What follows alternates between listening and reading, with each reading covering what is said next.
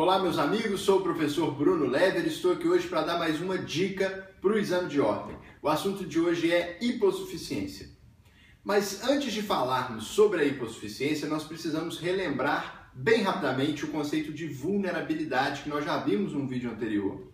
A vulnerabilidade, ela está ligada a uma fraqueza do consumidor frente ao fornecedor, decorrente do fato de o consumidor muitas vezes ser leigo e estar em uma relação negocial com um fornecedor que é profissional naquela atividade. Ou seja, é uma fraqueza que está relacionada à relação material do consumidor com o fornecedor.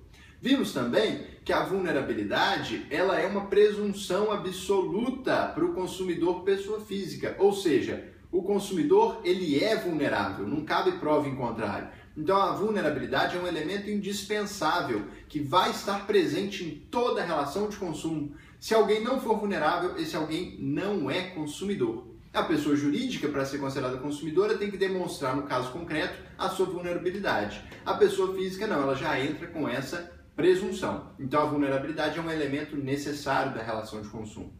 E a consequência da vulnerabilidade, a consequência de se considerar alguém como vulnerável, é a aplicação do Código de Defesa do Consumidor àquela relação.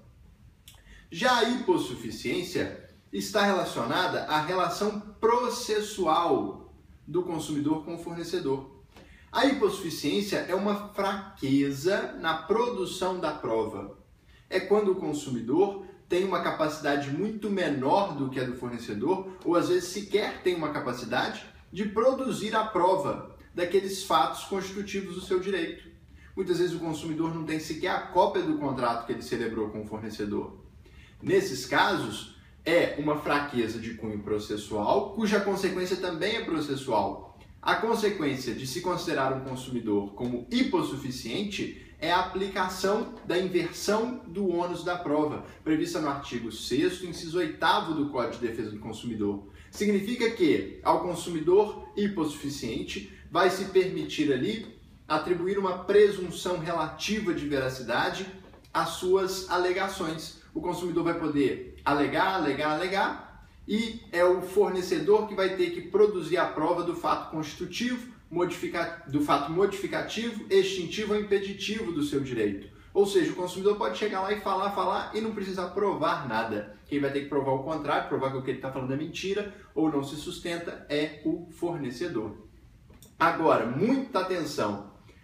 Enquanto que a vulnerabilidade é um elemento necessário e sempre vai estar presente, a hipossuficiência não. A hipossuficiência não necessariamente estará presente. Nós podemos ter um consumidor que é vulnerável, mas que não é hipossuficiente, né? E a consequência da hipossuficiência é a inversão do ônus da prova, como nós já falamos.